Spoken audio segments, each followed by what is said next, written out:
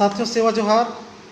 मैं doctor Norway कासो टेकाम और मेरे सहयोगी तिरुमाल चंद्रिका प्रसाद जी IIM जी मेरे साथ हैं। हम दोनों की ओर से आप सभी को सादर सेवा जोहार। साथियों, अभी YouTube में लाइव आ रहा था, कुछ टेक्निकल खराबी के कारण से डिस्कनेक्ट हो गया, इसलिए फेसबुक में लाइव आया हूँ। आप लोगों को असुविधा के लिए खेद है। साथियों, मैं बात कर रहा था गोंडवाना की सांस्कृतिक संरचना के विषय पर। गोंडवाना की सांस्कृतिक संरचना को समझे बगैर हम संपूर्ण गोंडवाना की परिकल्पना नहीं कर सकते। साथियों, यदि गोंडवाना की सांस्कृतिक संरचना को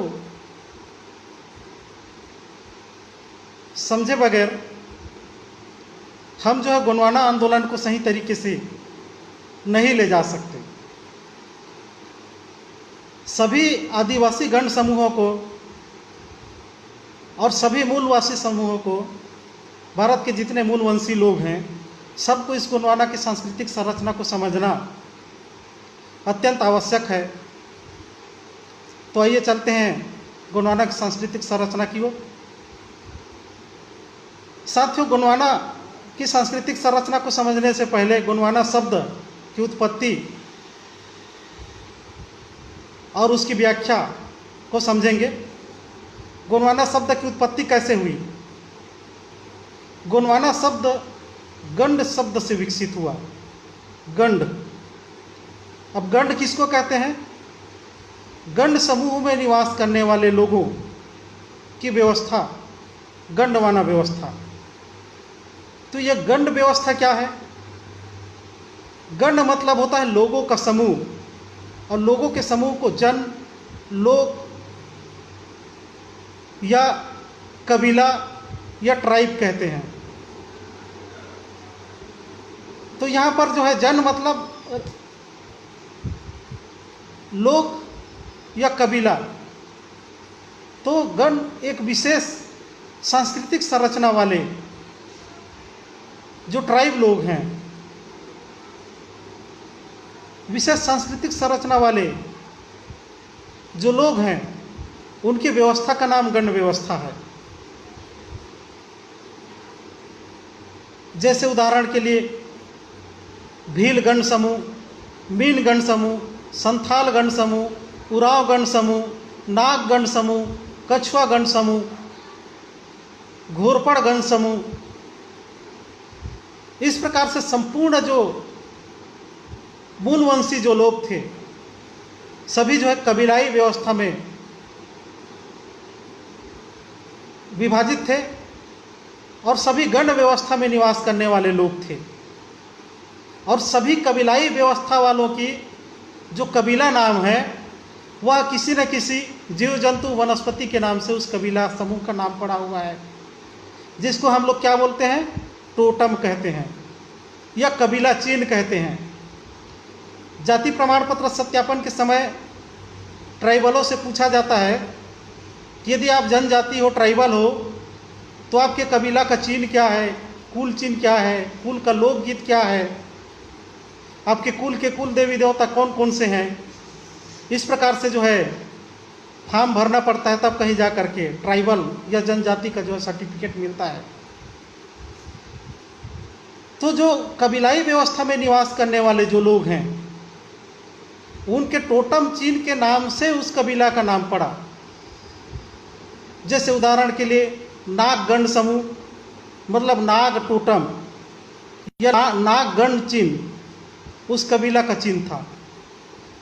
उसी प्रकार से संथाल मतलब सोन कुत्ता गण समूह। उसी प्रकार से मुंडा मतलब बंदर गण समूह। उसी प्रकार से मीन मतलब मछली गण समूह। भील मतलब मगरमच्छ गण समूह। उराव मतलब घोरपड़ गण समूह।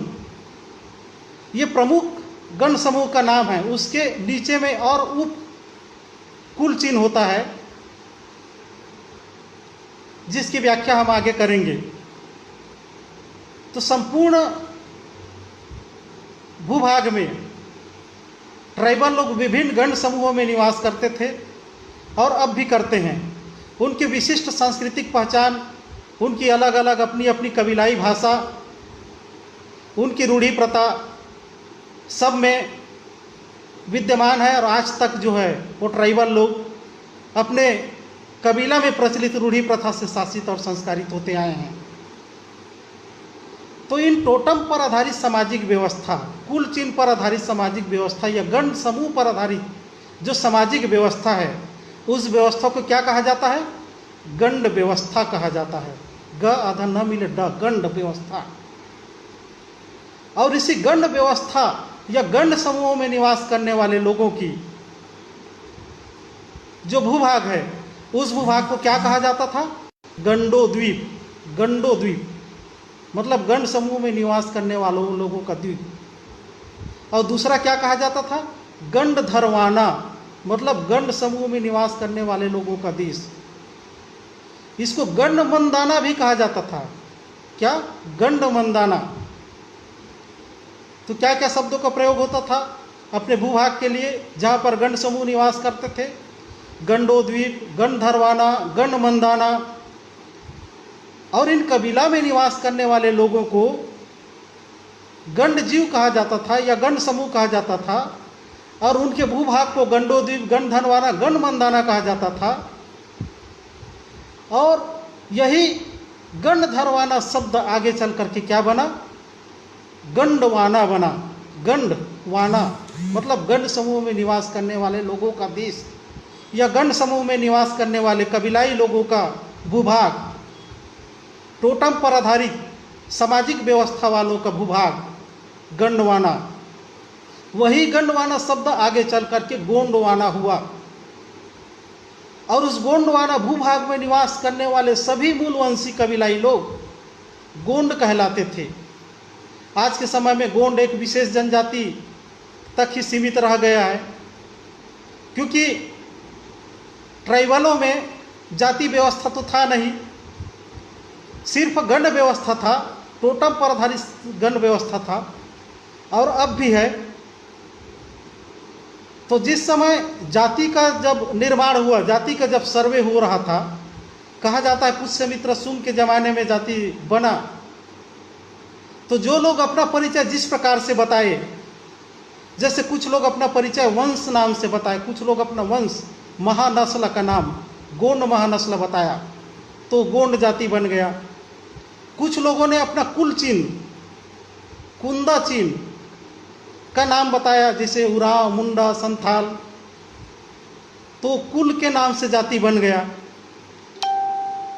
उसी प्रकार से कुछ लोगों ने अपना परिचय काम के आधार पर दिया। जैसे घड़ा बनाने वाले ने जब उनसे सर्वे किया गया तो आप कौन हो, आपका परिचय क्या है, तो उन्होंने अपने जानकारी के हिसाब से बोला कि मैं घड़ा बनाता हूँ इसलिए कुम्हार हूँ, तो कुम्हार जाति बना दिया गया।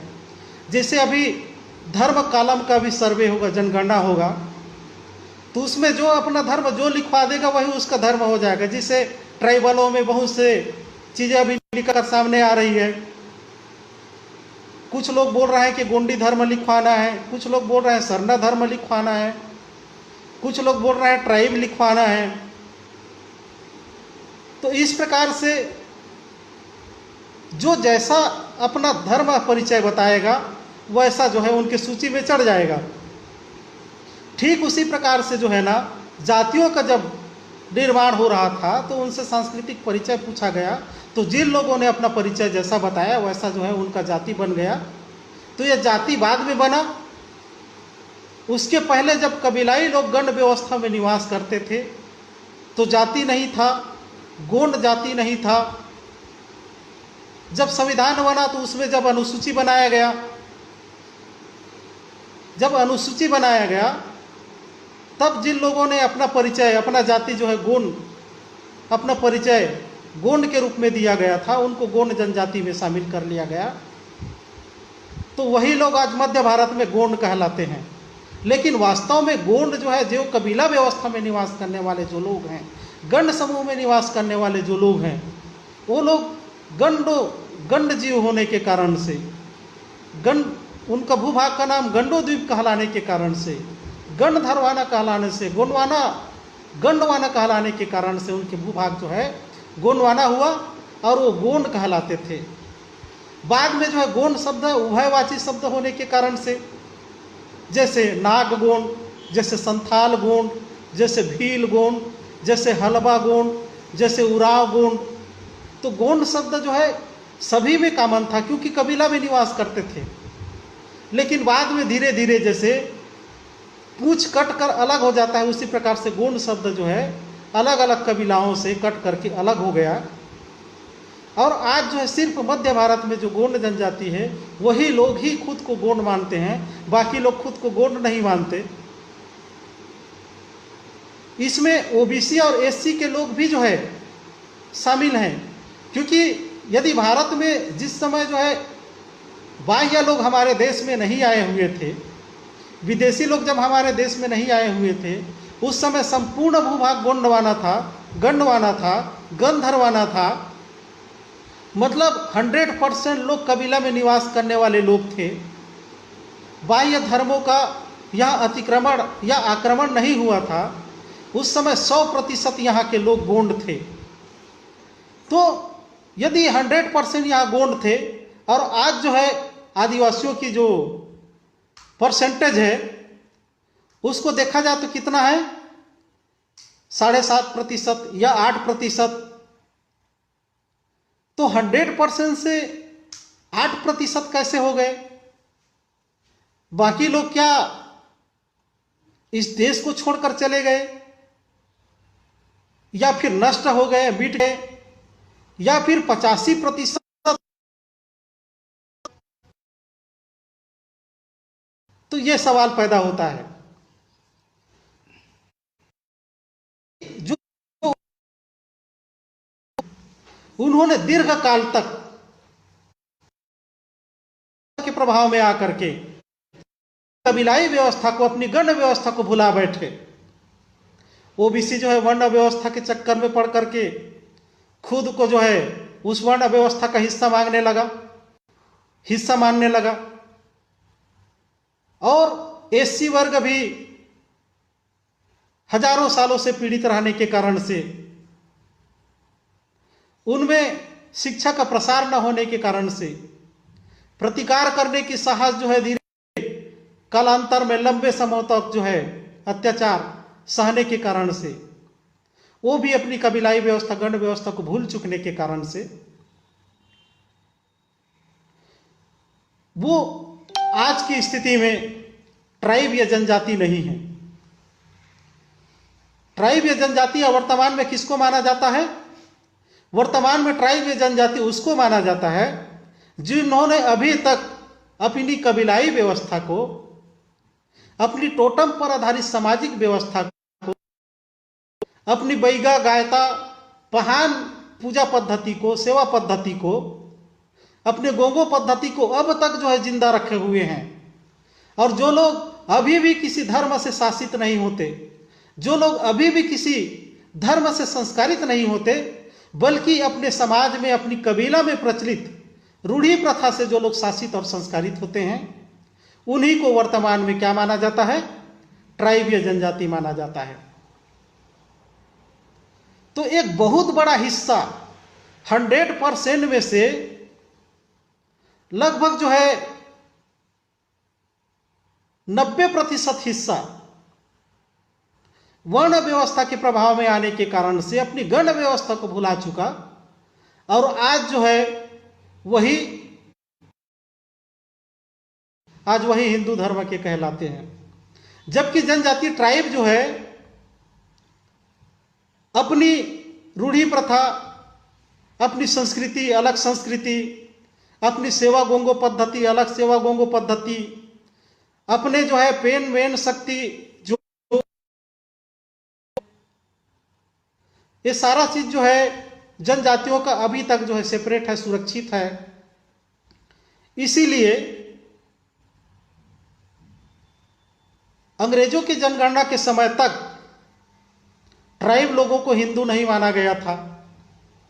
आजादी के बाद ऐसा क्या हुआ कि सभी ट्राइब लोगों को हिंदू धर्म में शामिल करके सबको एक मुस्त धर्मांतरित करवा दिया गया। इसको लेकर ट्राइबल समुदाय समय समय पर बहुत सालों से जो है आंदोलनरत है। दिल्ली में भी कई बार धरना प्रदर्शन और सरकार को ज्ञापन दिया है कि आदिवासी या ट्राइबल लोग जो है किसी अन्य धर्मों से शासित और संस्कारित नहीं होते। अपनी समाज में प्रचलित रूढ़ी प्रथा, अपने कबीला में प्रचलित रूढ़ी प्रथा, इसलिए हिंदू नहीं। ये बात जो है जब सुप्रीम प्रमाणित किया है। तो साथियों, पूरे दुनिया को संदेश देना, दुनिया भर के लोगों को समझना पड़ेगा कि ट्राइबल लोगों की सांस्कृतिक और सामाजिक व्यवस्था क्या है। क्योंकि विश्व में जितने भी देश हैं और जिन जिन देशों में गणतंत्र लागू है, तो गणतंत्र का थ्योरी क्या है, गणतंत्र का सिद्धांत क्या है? गण धन तंत्र। तो वो जो गणतंत्र में गण जो शब्द है ना, गण धन तंत्र, वो गण शब्द इसी गंड शब्द से विकसित हुआ है।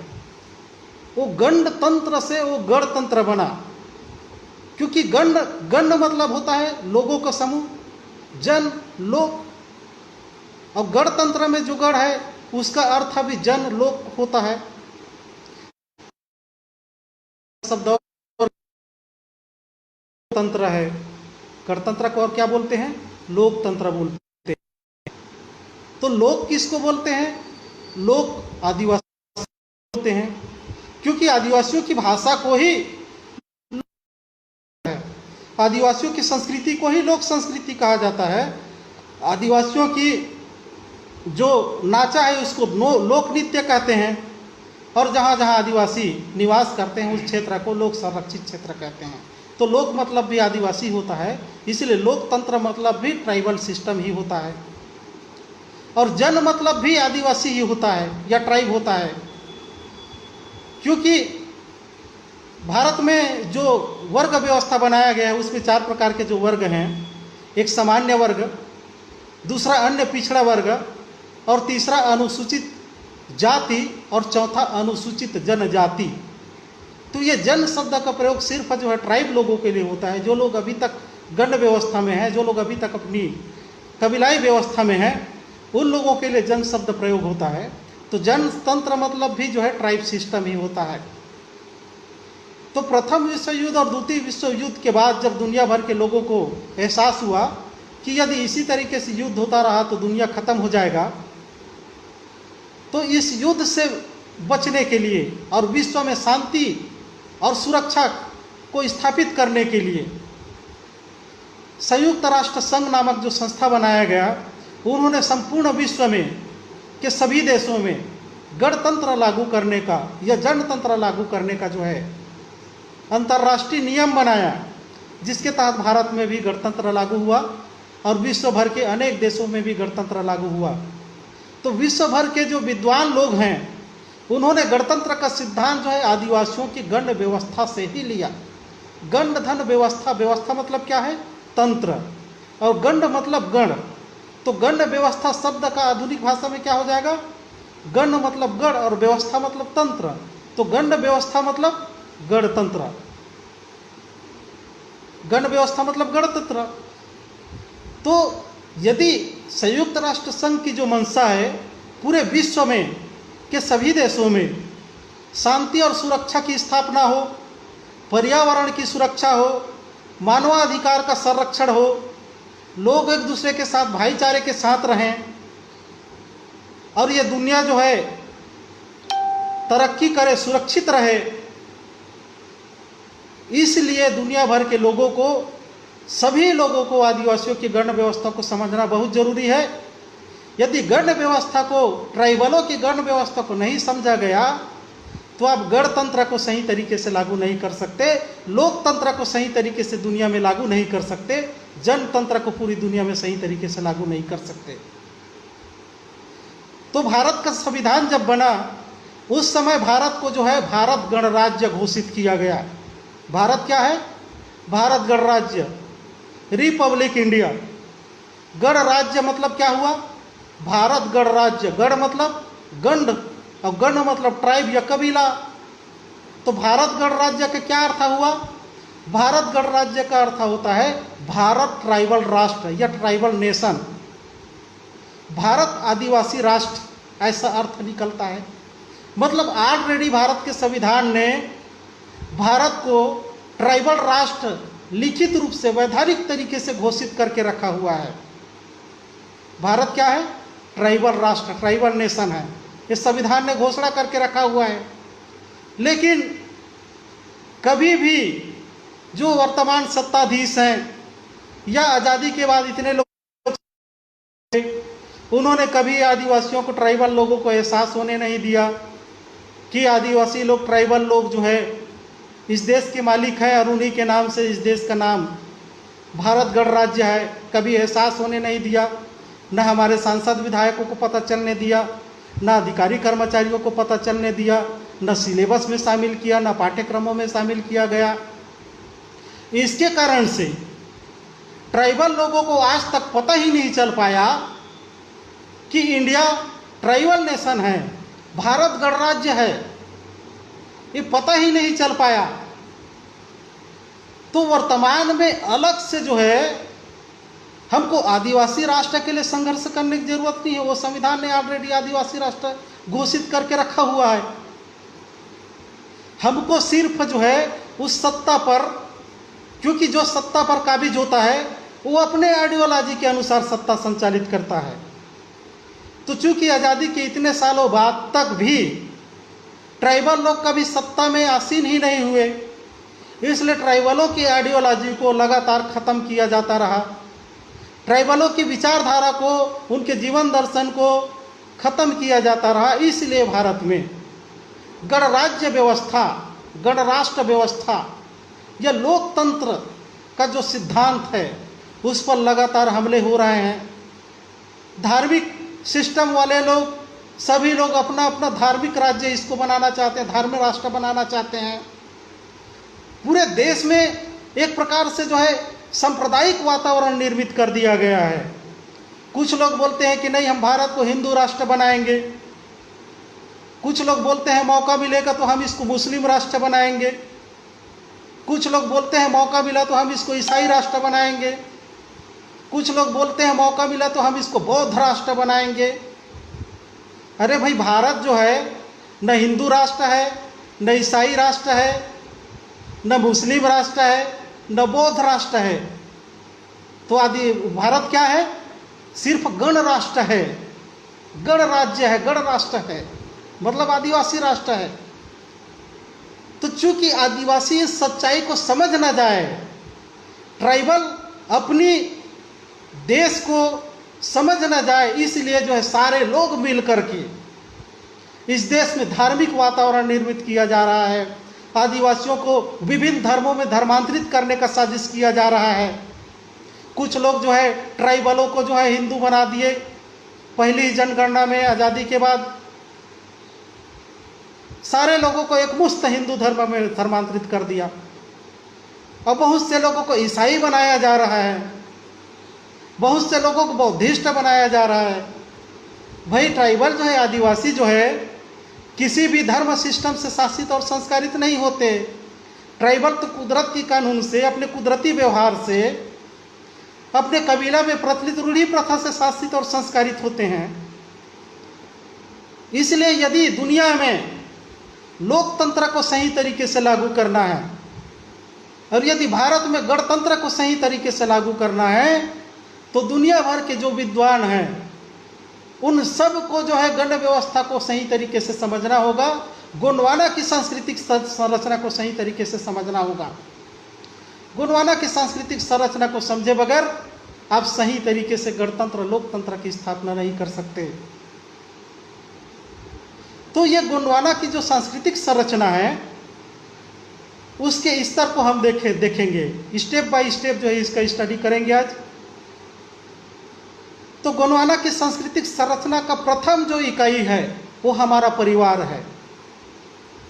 परिवार कैसे होता है, परिवार कैसे बनता है? कुंदा जिसको बोलते हैं या कुल जिसको बोलते हैं या जिसको कुटुंब बोलते हैं, आप लोगों ने देखा होगा कि जब एक ही गोत्र के लोग रहते हैं तो जब टेकाम और आयाम जब मिलते हैं तो बोलते हैं कि हम लोग तो पूरा भाई हैं, बोलते हैं ना। तो जिनके साथ जो है गोत्र भाई का जो संबंध होता है, हमारे में गोत्र शब्द आ गया है लेकिन वो वास्तव में गोत्र नहीं हो, कुंदा है समझिए, या जिसको कूरा भी बोलते हैं, खूरा भी बोलते हैं। कितने खूरा है भाई आप लोग, कितने कूरा के लोग हैं आपके, आप लोग कितने कूरा भाई हो, इस टाइप से जो प्रयोग होता है ना, आपके कुंदा में कितने भाई हैं, तो ये एक परिवार माना जाता है। तो ये परिवार का जो संरचना है उसको हमको समझना पड़ेगा। ये कुल का जो संरचना है, ये कुंदा का जो संरचना है, ये कुटुंब का जो संरचना है, क्योंकि गोंडवाना की संरचना की शुरुआत यहीं से होता है। तो पहला क्या है, एक कुंदा गण व्यवस्था जिसको हम कह सकते हैं, कुल गण व्यवस्था जिसको हम कह सकते हैं, जिसको कुटुंब गण व्यवस्था हम लोग कह सकते हैं, या जिसको हम कबीला गण व्यवस्था कह सकते हैं। कुंदा, कबीला, कुटुंब, ऐसा हम इसके लिए प्रयोग कर सकते हैं शब्द। तो पहला क्या हो गया, कुल गण व्यवस्था। इसका डिटेल अभी करूंगा। कुल गण व्यवस्था से जब और ऊपर हम लोग जाते हैं तो हमारा गांव पड़ता है।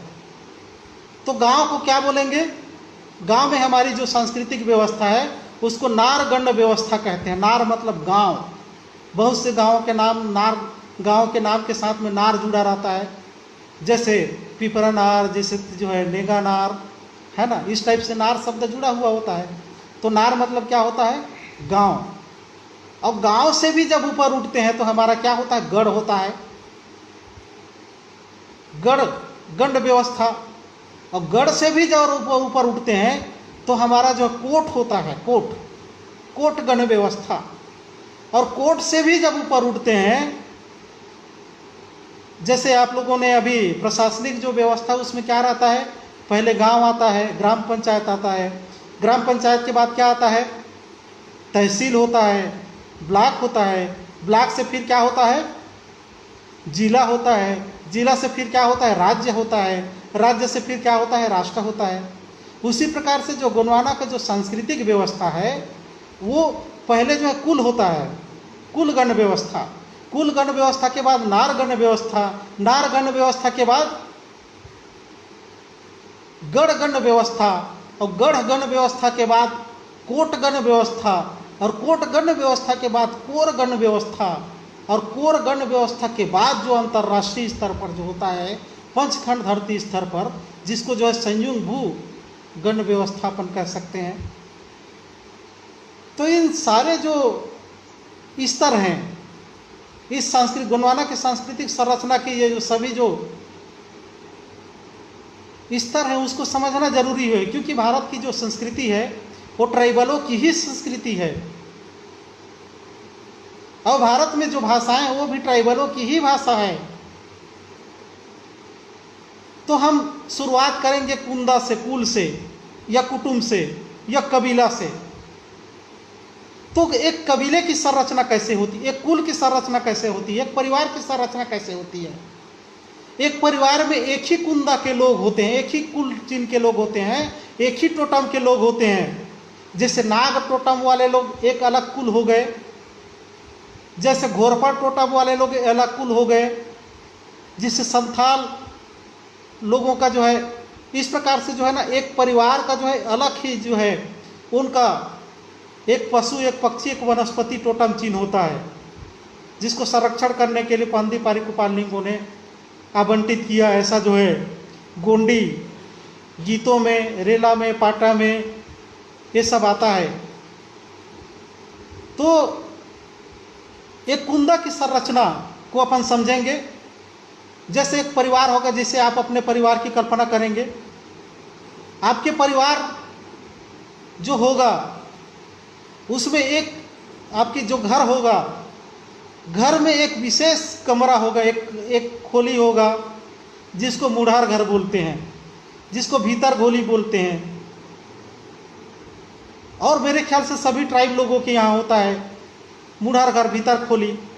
और उसी मुढ़ार घर, भीतर खोली में हमारे क्या रहता है, कुटुंब के या कुंदा के पेन शक्ति वहाँ स्थापित होते हैं। वहाँ पर हमारे पुरखा का कुल पुरखा के जो है पेन शक्ति स्थापित होते हैं।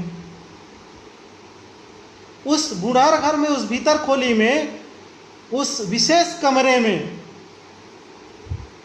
किसी भी बाहरी व्यक्ति को घुसने की अनुमति नहीं होती, दूसरे गोत्र वालों को भी घुसने की अनुमति नहीं होती।